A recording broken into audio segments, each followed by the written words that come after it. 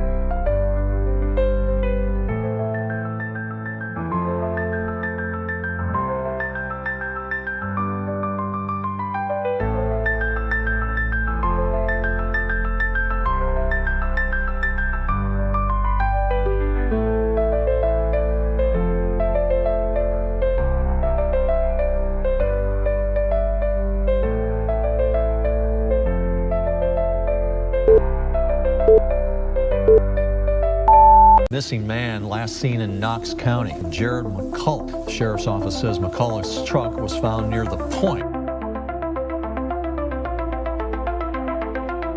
The Knox County Sheriff's Office has just released footage of the last confirmed sighting of a missing Louisiana man. Jared McColloch was last seen on November 5th at a Huck's gas station in Carmi around 8:30 a.m. This surveillance footage shows him pull up in his white truck. McColloch is then seen going inside the gas station and making a cash purchase before driving off. He headed what looks like to be southeast on Fairground Road. Police later found his truck just over the Knox County line near the Wabash River.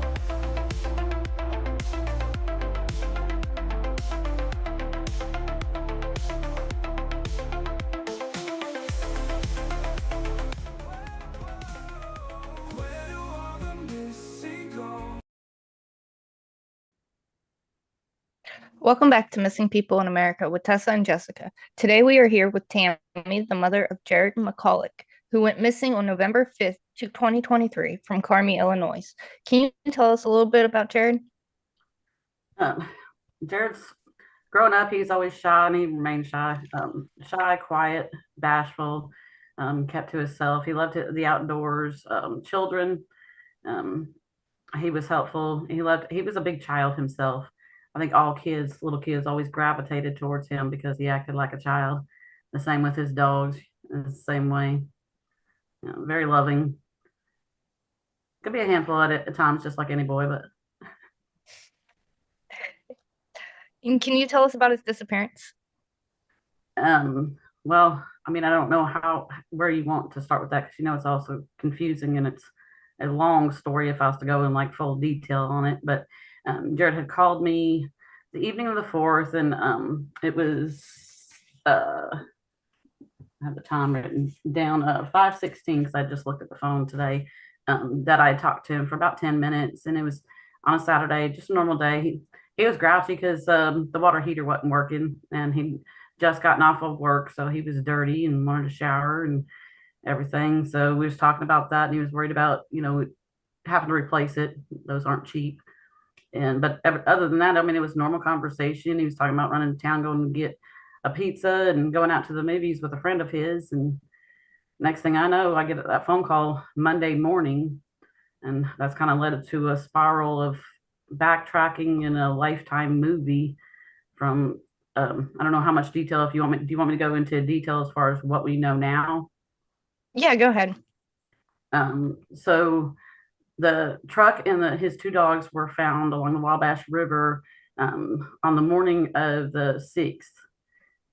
It's really out there in the middle of nowhere. It was found by one of the workers out there that works on the wells and things. From what I'm told, the two driver's side truck doors were open. The truck was not, well, basically it's a one-lane gravel road, so I guess you'd say in the middle of the road. The way the officers explained it to me, the tires were on the edge of the grass there, but again, it's a one-lane gravel road, so you're talking middle of the road. And those two doors were open. The dogs were inside. I know a lot of people get confused as far as leashes and things like that, but they were not tied down.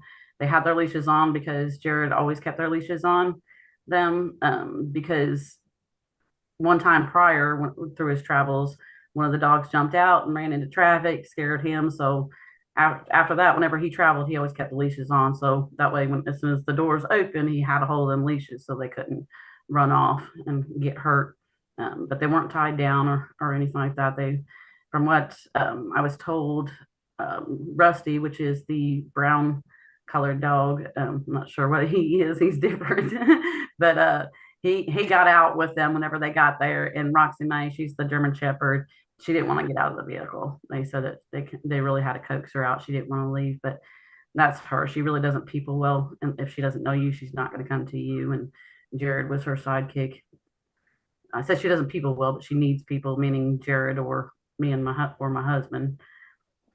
But that led us down a spiral of investigating, trying to pull phone records, trying to figure out what happened, why was he there, what was his purpose, why didn't he say something? Because then after finding the phone records, it looked like he had spoken to his son's mom at 6:06 p.m. on the 4th. So it had been not even an hour after I'd gotten off the phone with him, that he had talked to her on the phone and must have left at some point right after that.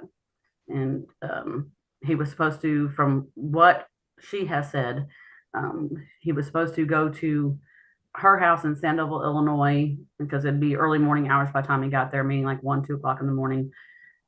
Get a couple hours worth of sleep, and then they were going to go down together to Benton, Illinois, where his son was at the time. A lot of people question that too, but you have to, being a juvenile facility, you have to have a code and things like that Jared didn't have to be able to go in or to even speak to him on the phone. You have to have a code. So they were supposed to be going together. And to my knowledge, according to her, he never showed up. But we've since found video camera footage that puts him in, the next town over, which is Salem, Illinois, at about 1:30, 2:30 in the morning. Again, that's debatable because we had time change. Time fell back at 2 a.m. So he would have arrived somewhere during that time change. And then we have him on video again at 5:26 a.m. in Central City, which is another town on the other side, small town on the other side of where she lives, at 5:26 a.m. And then again on camera at 8:59 a.m. in Carmi, Illinois. And again, if you don't have a map, it's so hard to follow those directions on where he was seen. Then we have a couple witnesses who have come forward, and they have made statements to the detective in Knox County, Detective Carr, that he was seen in St. Francisville, Illinois. I know that's been debated, but evidently these are credible enough that Detective Carr has changed Jared's name to put his last known place as St. Francisville, Illinois. So he told me these were credible people that he had spoken to, and they have given statements. So I know he's trying the best he can, but resources, and now we're so many days in. I mean, it's getting exhausting on trying to pull records and phone records and 2 state lines, because Illinois and Indiana, I don't think they work. I don't want to say they don't work well together. I don't think they communicate well together, if that makes sense. I'm thankful for Detective Carr. I think he's doing the best that he can, but it is still in essence kind of a small town police department that they don't have all the resources they need, and really they need a lot more people to come forward. I know there's people who've seen him. There is no way, if you watch that Carmi video, you can even see when Jared, on the outside camera that they put up, you can even see where in the front seat, that's going to be Rusty. He's jumping all over the place in there. You cannot walk off that Rusty does not bark so loudly and so crazy. That will take notice, because, sometimes it gets annoying to some people, me too, when dogs bark like that. And I mean, you're going to take notice. And there's no way somebody at least didn't hear him. So somebody had to see him. And I would like for somebody to please come forward. I know there's a lot of people who've told me that they're afraid to, which I understand. And we do have a lot of different ways that they can contact us or Detective Carr anonymously, or also Dylan's Legacy, which we've got the phone number up there too. They just recently put out a $2,500 reward for information. And they did say that, that you can have your tips anonymous there also. So, I mean, there's a lot of different ways if people are still fearful, but we need help in tracing his last steps. We know where he was on things that we led to. We just need to know more of who he spoke to and who might be involved. This has gone on for far too long. It's time to bring him home. Right. Now, you said there was witnesses recently. What did they say? As far as they had seen him in the town of St. Francisville. I believe, I'm not sure if both or one. I think it was both. Again, that's more Detective Carr's alley, but stated as far as seeing I think one seen the truck and the dogs at the Cannonball Bar and Grill. I'm not sure for sure if they seen Jared, but I know they positively ID'd the truck and the 2 dogs. I know a lot of dogs look alike, but the way they described where the dogs were sitting, what the dogs look like, and things like that. And I think they come forward a while back. I think I'm just learning more. And I think they're, as far as telling me a little bit more as far as the detective, because, it's been an open case. And there was, like I said, I'm not sure if both or one. I know one had said that they had seen him inside the bar, and they had stated, as far as two other gentlemen sitting on either side of them, and the bartender that was, and exactly where the bartender was leaning and standing and things of that nature. What day did they say that was?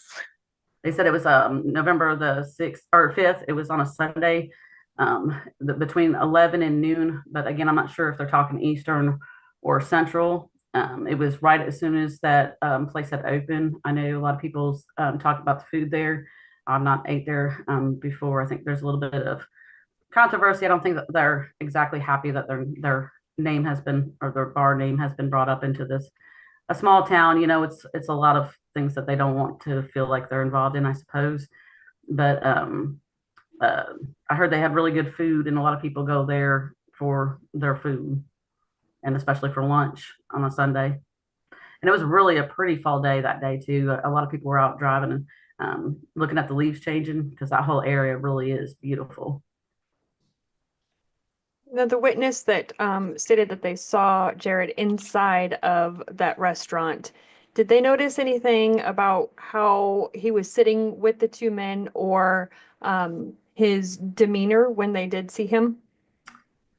It is my understanding, from what I've learned from the detective, that there was, when you walk in, which I've been in there once before, you walk into the back door, and they had said when you walk into that back door, you go to the right, or I think it's the front door too. I'm not really sure. I didn't really look that much, but you walk to the right, and there's a bar there, and then tables behind there, and they said that there was nobody sitting in the first bar stool, but then the second bar stool had a fella in it, and then Jared, and then another fella, and they kind of thought it was odd, not recognizing, Jared or anything, again, small town, but also the fact that they were sitting bar stool to bar stool in an empty bar.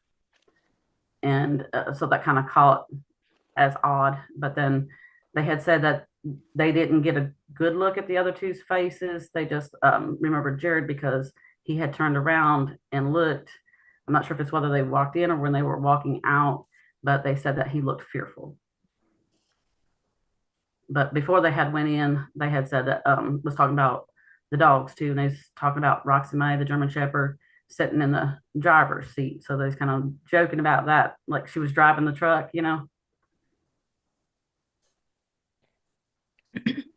When did he leave Louisiana?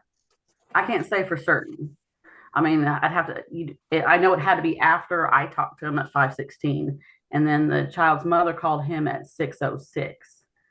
And whenever she's changed her story a few times, but whenever I talked to her, then whenever this first started, she said that he said that he was finishing drying his clothes, going to get him out of the dryer and head out. So I would assume somewhere around that 6:06. And when I say 6:06, it's what I see on our phone records. And same with my phone too, because at the time I was in West Virginia, so that's Eastern time, and he was here. So I don't know if my phone records are showing, since it's my phone plan, Eastern time or Central time. I'm not sure how that works. Did she happen to say what the reason was that they were going to meet up? To see the son. I didn't exactly say why. I know he had was in a foster care home before, and I know he had gotten beaten up one time, because I remember Jared telling me about him having two black eyes and such, and Jared was really upset about that. So if Jared thought that something was wrong, then he would have definitely come running. That would have been the main reason, because like I said, he loves children. If he thought his son was in danger, he would have come running. Because also that detention center where he was, now this is November, by the end of the year, well, 2 weeks after Jared went missing, the son ended up getting moved to a different home. And then at the end of that year, that detention center was closed down. I don't know all the reasons. All I know is what I've read on the internet as far as the news articles. A lot of it was for abuse and also financial reasons. And I think employment, getting employees and stuff like that. There's a lot of various reasons from what I read. So that very well could be a possibility, but I don't know that for a fact. Was this trip planned? That's exactly what I was going to ask. I'm sorry. No, because he had plans that evening to. I think it was either that evening or the next morning because he's got another friend here in Louisiana that's got a young boy that idolized Jared too. Like I said, all these kids love hanging out with Jared, and he was going. I forget what even movie they were going to watch, but they had plans to go. And she sent me this text message of them having those plans because I told you the hot water heater was out, and he was going to take a shower over there at their house so he can get cleaned up, and then he's going to go to the movies with them. So yeah, this was totally. He had other plans, not this. How long is the trip from Louisiana up to where she lives? Oh, I'd have to get on Google. That's okay. If you look up Marion, Louisiana, to Sandoval, Illinois, that'd be the time frame. Probably at least a good 8-10 hours, would it? Right? Probably, Okay. yeah. I drove that route last time I went in November for that fest, but I'm not like Jared and I drive slow and I don't drive at night. So my trip took me 2 days. Right. Now, do you know what the statements his son's mother gave to the police were? I don't know that she ever gave. I don't think there's ever any written statements. I think she did talk to them, but that was in the very beginning, and that was the only time. And I think it's my understanding that she only told them basically what she told me was that they were supposed to be going there, but he supposedly never showed up at our house. How was their relationship? Love hate, I guess you could say. They knew each other since they were about 9 years old. So because Jared went to school in Salem, Jared and both my boys did. We lived there up until 2007, I believe, or 2008. Get old my time tracks, but that's when we moved away. But they grew up together. And then she had their son at she was 18, I think, or getting ready to turn 18, and Jared had just turned 18.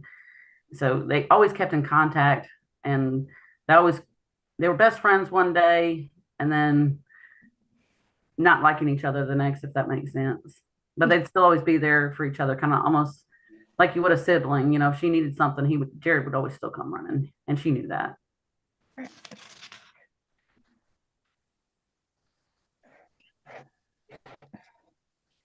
And Jared had other children, is that correct? Yes, ma'am. And 3 other children? Yes, ma'am. Yeah. Okay. Yeah. Where were they living? His 2 middle ones are 12 and 13, and I try to not talk about them too much just because of the age, and they're doing really well, and I'm very proud of them, and I want them to continue to do well, and they've got enough on their plate with this going on with their dad, and then they knew of their Uncle Austin and stuff too. So I don't want social media to climb on top of them, so I try to keep them. No worries. Very, very proud of them. And then the youngest is just a year old, so I don't think he understands social media yet. Now, you said they found his truck on the side of the road. Was that area searched? I don't know. Now, Detective Carr has told me that it has been. I know we have had more. I know for a fact, like, we've had so much help from all the locals. There's been so many locals and even people from like even a few counties or whatever, all out there helping to search as far as, and even side non-professional type search groups that have gotten together and put together things and were extremely helpful. I know whenever I talk to a lot of the locals that live out in the area, I know I was told that DNR was out there, Department of Natural Resources was out there a lot of times on the river, but that's not what the locals told me. So I guess it depends on where you want. I wasn't there to see whether there was actually boats on the water or not. I know the first day Detective Carr told me that they ran drones. And I do know that at one point they put like a submarine thing down there in the water, right there where at his truck location, because I think the first thought was that he was in the river. But I did have an amazing water cadaver dog team come in at the end of July last year. They had over 30, I believe they said, of the best trained dogs that you can imagine, and different boats out there on the river. But at that time, it's hard because of cornfields and things of that nature. So we could only do a water search because you can't bring those dogs into the cornfields, and the heat has an effect on them. Plus, the farmers don't want, like, a lot of things to be disrupted during the season. So we did have the water search done, and to my knowledge, there was nothing relevant found. But they were a professional 501c group. I'm not privy to that information. Detective Carr and that group has it. I think the way that they explained it to me, 1 year after their search, they're allowed to release it to me, but not prior to that. Okay. No, I read something about his shoes being found. Is that something that you can speak about? Yeah, I think I've already kind of ran my mouth quite. I already told Detective Carr I'm horrible about keeping secrets anyhow. But yeah, I didn't find out about it. I don't think it was intended to be publicly released, but I had found out about it at one point whenever I went around there because it already had become kind of like, I guess, rumor and gossip. So I guess with Detective Carr, you ask a direct question, you'll get a direct answer. So I asked, and he told me that they did. And it was kind of like in the slopey area of sorts. And I'm not sure of the distance as far as how far they were apart. I've heard different stories on that and things. To me, the shoes look clean, so they don't look like Jared's shoes. Just my opinion. I could be wrong, but just from what I gather, that's the way that I see it. Because looking at those videos, like I said, you asked me about Jared in the beginning. The one thing I can tell you, that boy has never been clean a day in his life. Anybody can see his truck right now because I still got his stuff in there. It ain't moving anything. He house cleaning. Now, keep a yard, yes, but clean, wash laundry, do dishes. His shoes, yeah. Even though his shoes weren't very old, you can see in those videos on there, his shoes are dirty. Did they find any bags or anything like he had packed to stay somewhere? Yeah, his bags were in the vehicle still. Yeah. Yeah. And he always carried an overnight bag. He had a suitcase and then his overnight bag, and then his bathroom bag, as we call it. I guess hygiene bag, if you want to be. But then it's because of all our travels, because my husband works pipeline. He kind of learned how to pack with us. You don't need to carry a whole big suitcase into the hotel room. Just carry you one for the night, and that way you don't have to keep lugging stuff in and out. And all that was still in the truck, along with his work boots, which I was just going to ask about any other. Yeah, his work boots are sitting behind me down there, and then his sliders, I guess the kids call them, flip flops, I call them, were still in the truck too. Now, did he have his phone with him? Yes, and that's still was it ever found? No.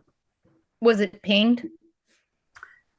I know it was pinged the last time that it had a ping, but as far as whether they went back and pinged it along the way, they didn't do that in the beginning. Now, if they've done it now, that's another one of those things that they haven't told me.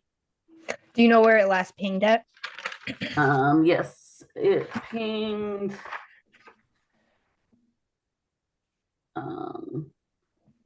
The exact address it says was 2.4 miles from tower located at 1084 3 North 1550 Boulevard, Mount Carmel, Illinois. But where Jared's truck was found, that's another part of that road, Wabash River Road. Your phone goes back and forth with it. Might be in an Indiana tower, Illinois tower. So given the location of that last ping, it would have pinged where Jared's truck was found, which is another problem that I have with the whole scenario, because with his truck dying at around 6:39 is when his phone last synced, and 6:32 is when we got an alert that the battery was critically low. So that means that it was already out of gas at that point.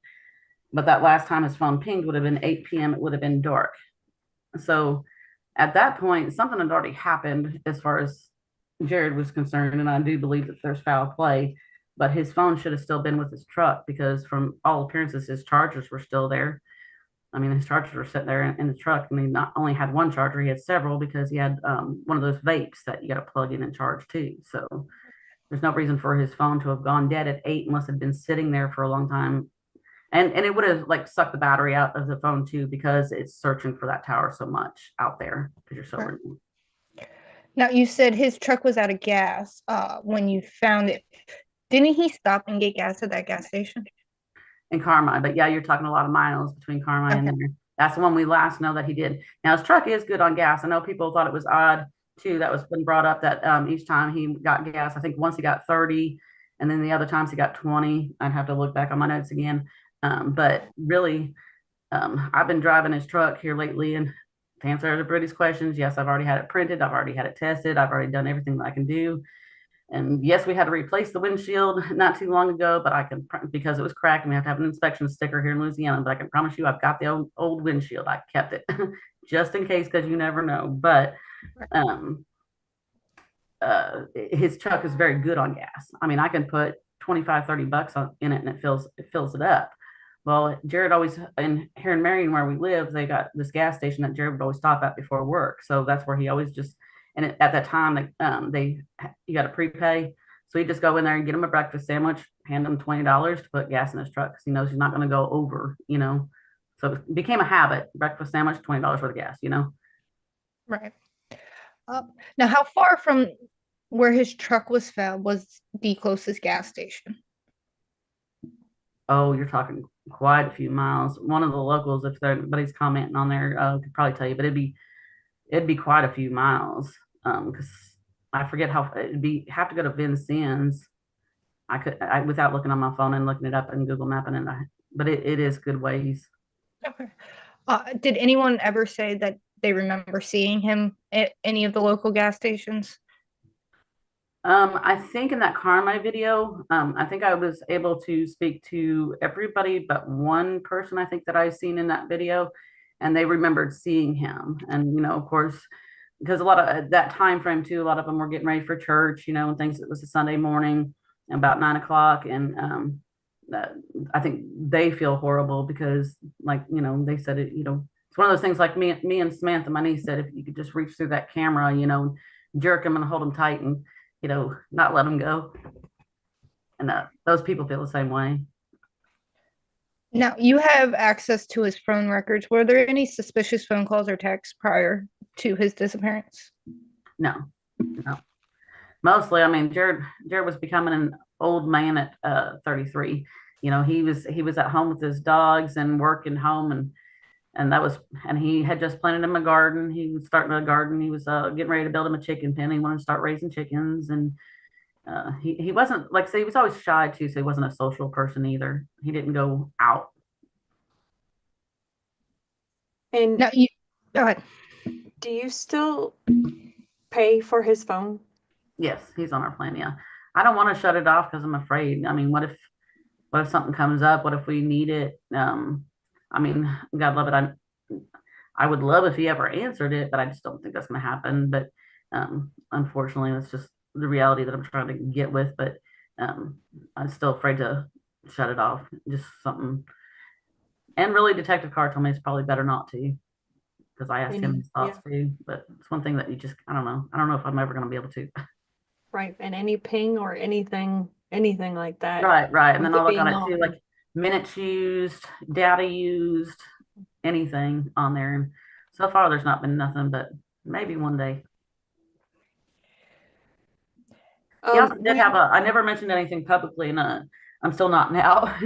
But there are a couple things that I do know that for sure that he kept in his pockets, and I know that they're not here, that were important to him, and they were always in his pant pockets or his jacket pockets. So if anybody finds anything that they think might be of importance, send me a picture and let me know. And the only reason why I say not mentioning it is just so we can have something that can further lead us in the correct direction, if that makes sense. Right. Absolutely. Now, did he? Sorry. Go ahead. No, mine's completely off task. So, besides his phone being missing, was his wallet with him or in the truck, or is there anything that you noticed that is missing from the truck?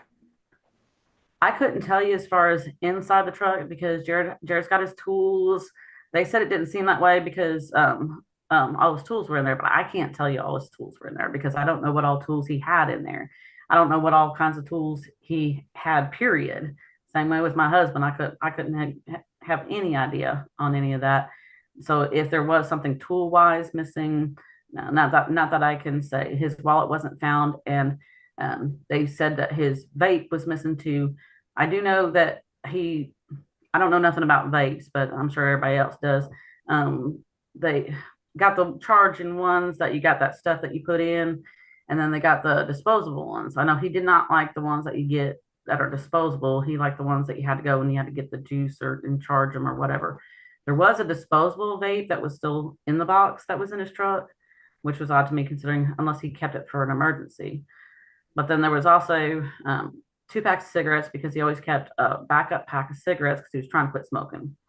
And if he ever didn't have a vape and then, needed the nicotine or whatever, and that was in his glove box. And I know that was definitely his because he always did that lucky cigarette thing. He'd flip the cigarette over and his lucky cigarette's still sitting there in that pack.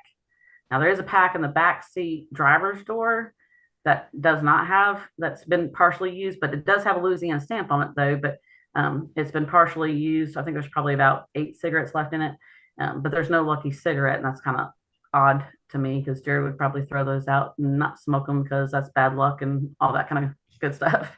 And that was in the back driver's side. Yeah, it's still in there too. It's still in the that door pocket on the door. Now, does he always use cash or does he have a debit or a credit card? He's got a debit card. Has it been used since? His debit card? No.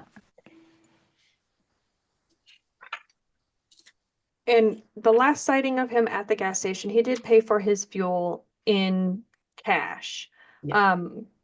Do you know why he would have done that, paid cash instead of use his debit card at the pump? Maybe the pump might have been having issues or something like that. That's exactly what I've seen after, because I've got the full videos of the gas station inside and out.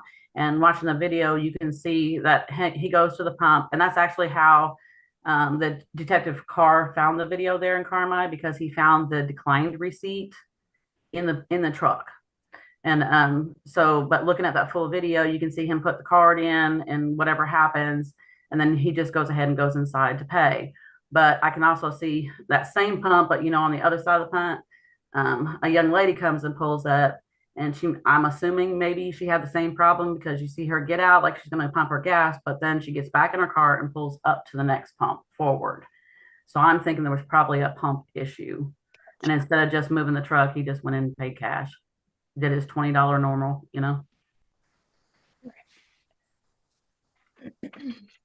Now, was he taking any sort of medication or was he diagnosed with any type of illness? No. I mean, he had some problems here and there since his brother passed away, and they had put him on some antidepressants. That was back in 21, but he didn't like taking any of those, so he ended up, getting off all those. He just didn't like the way that they made him feel or anything. He did have surgery over Labor Day weekend because he had cut his hand, and but I think all his antibiotics and stuff, he was all done with that by the time this all happened. His hand was mostly healed up. I've seen him, I think the last day was October 28th because he come to West Virginia to bring my husband his spare welding machine. And he still had it wasn't fully healed, his hand. So he still had kind of like the mark and it was kind of still raw.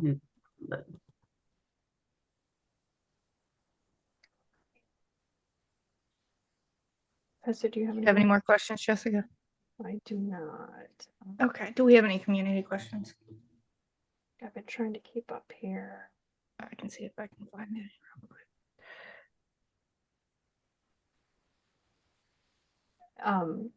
They would like to know where the dogs are now.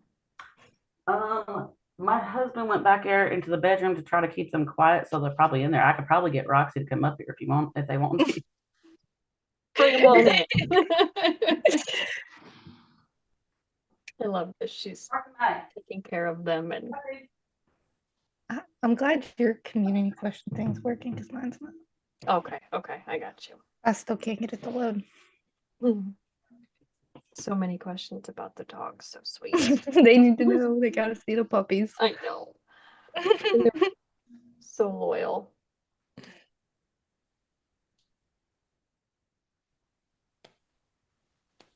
This gives me a second to make sure I got all the community questions as well.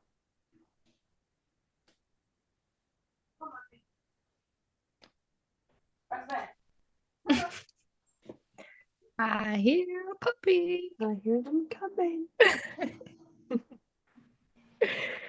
What's up, chair? Come on. Like, no, I ain't gonna sit in that chair. Come here. Hey, Rex, I'm gonna sit in the chair when I'm gonna steal your chair. Rusty. If I had one of those outside chairs in here, she'd sit in it. Oh yeah, yep. That's me. Come on. There's no dog, got a whole word. I don't know if you can all see them or not. Is that better? Oh, there there they they are. Sweet babies. Oh. As you can see, they're man's dog. They follow Andy everywhere. Rusty, here. You guys want that? I only got two. You're gonna have to go back and get the other one. So yes, the dogs are very well loved. Yeah, you can see they're getting chunky. Jared wouldn't be proud. What's nice? Look. What are you doing? Oh. She'll usually sit in the chair. I think she was That's sleeping. because that's because we want them to. She was. She just woke up. They got a little bit of stage fright. It's all good. Right, right. She's usually back there behind that tree. If you've seen that tree, that's Jared was making me I wanted a hobbit house, so I brought the tree inside so I could try to finish Jared's hobbit house that he was making for me. But behind there, we've got a cubby hole, as we call it, that she likes to get in. So we took the doors off, and she goes in there and Let her sits have there her- while I work on my crafts, my rocks that we were talking about and stuff. That's right. That's right. Everybody's saying hi to the dogs and to Andy. Yeah, usually they'll bark and get all kind of hyper and stuff while I'm trying to talk. So that's why we cleaned out this room and got a door on here so that way they keep settled. I think Bella's sitting over there. What the heck? I didn't even get a treat. Bella's went to Indiana quite a few times. So a lot of people, like Amber and all them, if they're on there, they've all met Bella. That's wonderful. I'm so glad they're so loved and taken care of, and that you get that little piece of Jared every day as well. Oh, they're spoiled. Me and my husband, I sleep in Jared and Austin's room, and my husband sleeps in our room because big dogs and not enough bedroom. Right. So Right. I've got a golden retriever. He's 13, going on 14, and so he gets two dogs and I get two dogs. We don't have no bedroom. Somebody did just ask if Jared was paying child support for his son. For Chandler, for the one he was going to see. Yes. He was paid up to date on that because he did get behind. They took his last tax check in for the year 22, but really shouldn't have technically. Not trying to be a butt about it because the state actually had custody of him. Okay. The mother didn't. So the state of Illinois had, I'm not sure how long they've had custody of him. Jared was supposed to be getting custody mid-November, according to the paperwork that I seen. So he was supposed to be done in the place that he was, and then Jared was going to get custody and bring him here to Louisiana. Okay. Now, do you have a page set up for Jared on Facebook or website or anything? Yes, ma'am. We've got Finding Jared McColloch. Yeah, on Facebook. Facebook, okay. Yes, we also have my husband watches the numbers all the time. He doesn't have a Facebook, but he likes to get on the petition and watch the numbers. So if everybody wants to go on there and just click to sign the petition for my husband, that makes him proud. He watches them numbers. But we have that mainly because I think this case is too large for Knox County. And again, it's nothing against them. And it's nothing against Detective Carr. I would rather FBI at all costs. We're crossing so many state lines. We've got so much difficulties with this case and different agencies. I'd love to see the FBI or somebody. I just told Detective Carr I want him to go with whatever department. I know that's not right and they can't do it, but I mean, because he's we've got, like, he and I have this love-hate relationship. He's as old as Jared, well, probably older, but that's the way I look at him. So I get mad at him and yell at him, and he gets irritated with me, and I can hear the irritation in his voice, but he doesn't yell. But he always answers my questions the best he can, and I know he's trying the best he can. I just think it's too much. I think and he's got I know all the detectives there in Knox County, they've got way too much on their plate. I mean, just the way I feel about it. They need more, and they need more help. The crime's just horrible. He needs help. Yeah. Yeah. And that petition is on the page. Yes, ma'am. Yes. Perfect. Make sure we've got all. And I think Detective Carr did do a news interview a few weeks back, and he wanted also to urge, because he said they didn't air that part, that for anybody, any information day or night, to call them and reach out to them. They're begging for anybody who's got any kind of information to get a hold of them. Big or small information, if you know anything about the location or seen him driving by associated. Yeah. Please call that in. This family absolutely deserves some answers, some leads. No need to be worried. It can be anonymous. It's time to bring him home. It's been far too long, and I know people have posted different scenarios, but Jared would never not contact me this long. I mean, Jared was a mama's boy, and both my boys always argued over who was the biggest mama's boy, but it was really Jared. I mean, honestly, Jared, my younger one, he was more self-sufficient and always wanted to act like he didn't need me. Whereas Jared wouldn't hesitate to tell you he needs his mom. Right, absolutely. It's time to step up and get you some answers. And Yep. Yeah. And I thank you guys for doing this, and I thank you guys for putting it out there. And like I said, that one video you guys did a while back, that was just absolutely beautiful. Thank you. We won't stop, and thank you so much for taking your time and being his voice, speaking up and not giving up. And thank you guys and everybody who's listening and everything else, because it's everybody's voice. Everybody is shouting, and that helps, because it takes a village, and I'm pretty proud of my village that I've got right now. That's amazing. I couldn't do it without them.